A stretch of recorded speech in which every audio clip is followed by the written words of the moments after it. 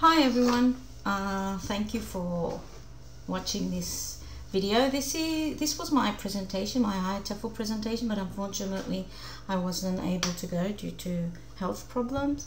So I'm going to talk to you about what I was going to talk about there. So my presentation is called A Fisher Thesis and Boxes. So basically my focus is on drawing in the EAP classroom. Now, before I move on, I want to tell you a few things about my context, like my EAP background. So I've taught 5 pre-sessional EAP courses so far. I started off at Newcastle University, I taught at Bristol University, and for the past 2 years, and this will be my 3rd year, I am at Sheffield University teaching the pre-sessional EAP summer course. Now, if you've never taught a pre-sessional course, what you need to know is that there is a lot of pressure of time. These courses try to cover all aspects of the EAP curriculum and syllabus, and these courses focus a lot on academic writing because that's what our students will be asked to do a lot in their studies. Now, from my own experience, the majority of my learners are Asian. They haven't had EAP sessions before. Their only experience of academic writing is actually the academic writing component of the IELTS academic. And they usually come to us with a 5.5 or a 6, somewhere there. So their English is quite good, but they're not like at the level we would want them to be. So they have pre-sessional, they have the EAP sessions in order to improve their English. Now, I've found a few quotes with some of the learner problems that international students have, and this is basically things that I have come across. So first of all, vocabulary is very challenging for these learners because they we give them lots of texts that have a lot of vocabulary, and they're really like heavy EAP texts. They're not the text they're used to, and they often struggle. And when you give them a reading text, you see them reading something and then just taking out their mobile phone and looking up words or using a dictionary to find words. So when we teach an academic class that is based on a reading text, they often feel that the vocabulary is very, very challenging, and reading is connected to writing. We all know that. The other thing that I've noticed in the class is that they have difficulty with the speed, because the vocabulary is so difficult, they often take a long time to read. And when you're teaching an EAP course, you don't have the luxury to spend as much time as they need. So these are 2 of the issues that often come up in classes.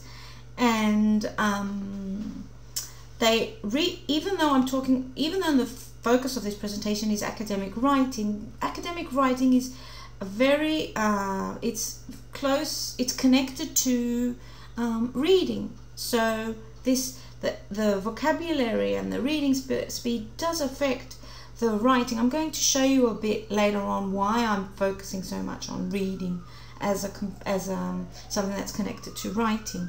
Now, the other thing that I totally agree with, and that's why I put it here, is that learners first process language and then they link the language to what they know. So imagine giving a text where you present or you're trying to explain the thesis statement or argumentative essay, and this text has a lot of unknown vocabulary. They are going to focus on the unknown vocabulary, and they're not going to, you know, really pay attention to the thesis statement, or it might take them a longer time to focus on which sentence is a thesis statement, or what the connection between the thesis is and the arguments are. So now, what am I suggesting? Well, I think it's a good idea to use more drawings in your classrooms, even though they're EAP classrooms. And when or how? Well, you can use your text, you can use your reading text, or whatever you use to present whatever kind of EAP concept. But you could also present these concepts through drawings that don't have any vocabulary, any words. And you can use these drawings, you can use drawings to explain something that's complex. You can resort to a drawing when something is too heavy for them to understand. So you just strip your whatever you're teaching from the vocabulary, and you just present a drawing and you try to explain the concept through the drawing. And I often tell my learners to draw, and you know, when they have a research project and they bring it in and we have a first draft or something like that, we often end up drawing a lot. I'm going to show you how in a few minutes. Why use drawings? Well, when you draw something in real time, even something that is difficult to understand, it can be better understood through a visual, or it may be a way to try to understand something. And I really like the quote here: to teach an unknown concept, use the known language. To teach an unknown language, use a known concept. Well, if you're teaching the thesis statement and they've never seen the thesis statement before, well, you can use a drawing of a house and show them what the thesis statement is through the drawing. They'll be able to make the connection. What do I mean by drawings? Well, apart from drawing houses, as I already said, you can use grids, you can use boxes, you can use stick people, arrows, circles, symbols, whatever you can think of that will add a visual.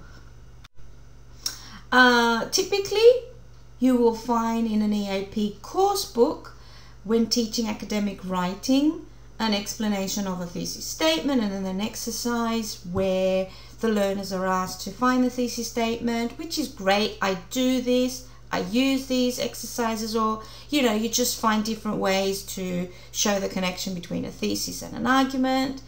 Great. Apart from doing that, there are also things you can draw. Now, before I show you my masterpieces, I want you to take 2, 3, 10 minutes, I don't know, as much time as you need to try to draw the connection between a thesis statement and an argument, how you would draw EBID, which is part of academic writing and referencing, how you would draw the layout of an essay or a PowerPoint presentation or whatever, in-text citations. So pause the video now and start drawing, and when you have finished, you will see what kind of drawings I draw when I'm talking about these things. So voila, this is how I show EBID. No words, just lines, lines, lines, the name of the author, the date, lines, lines, lines, EBID, and then I put some notes at the bottom of my drawing. Now, I usually draw on pieces of paper and then I hang them as like posters on the wall. So if you go into my classroom, especially last year, it's full of posters of things that I've drawn in class. And the learners like this. They also take pictures of it. I don't mind students taking pictures of the things I draw on the wall. And something I'm going to say is I often use surnames of people who are very, very famous, like Michael Jackson, because Asian students often have difficulty recognizing the first name and the second name. So you often see Barbara 2012 in their projects, in their essays. So this is just a tip. I just use someone they already know, and then they know it's a surname, so they try to find the surname. Another drawing I use is when I want to show them what in-text citation is, and you know, you just say like Jackson, states that Jackson was in the Obama book, and you have your article which was written by Obama, and then you have Jackson which was in the article, and then this is how you're supposed to show it in your text. So when the learners are going to use this statement in their research project, I show them how they do it. Jackson 2008 said that, and this means this from the drawing. They don't focus on the words, they just focus on who is saying, who is in which writer is in which paper. I don't know if that makes sense, but you get what I'm talking about. Now, the thesis statement, one way to show the connection of the thesis statement and argument through a drawing is this. And you can just tell them that each argument needs to be connected to the thesis. The structure of an essay, the layout of an essay or a presentation can be presented, shown through boxes. You can have, like, the first box is the first page, which is your title, then you have your contents or your abstract or whatever you're teaching, and you just have little boxes one under the other, and then they know what the layout is supposed to look like. This is something interesting. If you have architects, I'm sure they're going to love this one. So you draw a house, your roof is your introduction, and you have a chimney because the house needs to stay warm. The chimney is also connected to the rest of the house with a pipe. Now, the thesis is part of the introduction, and it needs to go throughout the essay, like the pipes go throughout the house, and the thesis needs to be connected with every part of the essay or the house, and then you have your conclusion which closes everything. So yeah, it's really important to show them that your thesis statement needs to be connected with everything you're saying. I also use the fish. This is something we used at Bristol. The backbone is the thesis, and the little bones, I don't know what they're called, I haven't studied fish. So the little bones are the arguments. If a little bone breaks, then your fish will die. This is what I tell my learners, and oh yes, the fish will die, so you need to have a connection. So I actually use this in class when my learners bring in their first draft of a project or an essay. I say, okay, you have your plan, now let's draw a fish. Write down the thesis on the backbone and then your arguments on the little fish bones, and see how they're connected. And I actually had a learner who said, oh, Joanna, one of my arguments doesn't connect to the thesis. I saw this because I drew the fish. I'm like, okay, cool. So just saying what my experience has been. So yeah, you can use this in class. You can make a poster. Another drawing I use is when I want to show them what in-text citation is, and you just say, like, Jackson states that Jackson was in the Obama book, and you have your article which was written by Obama, and then you have Jackson which was in the article, and then this is how you're supposed to show it in your text. So when the learners are going to use this statement in their Hi everyone, thank you for watching this video. This was my presentation, my higher TEFL presentation, but unfortunately I wasn't able to go due to health problems. So I'm going to talk to you about what I was going to talk about there. So my presentation is called A Fish, a Thesis and Boxes. So basically my focus is on drawing in the EAP classroom.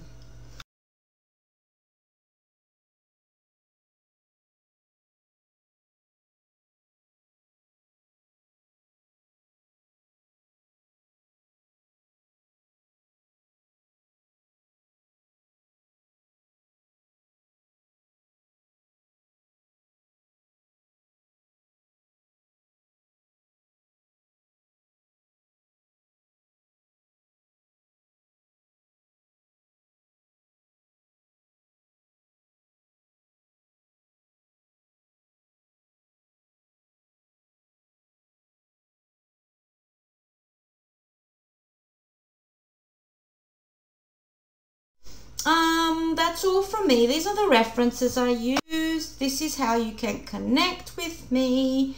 I'm really active on social media. Those of you who are watching this and are connected with me know this. If you have any questions, you can leave a comment or ask the question in the comment section. And yeah, thank you so much for being here. And yeah, that's all from me.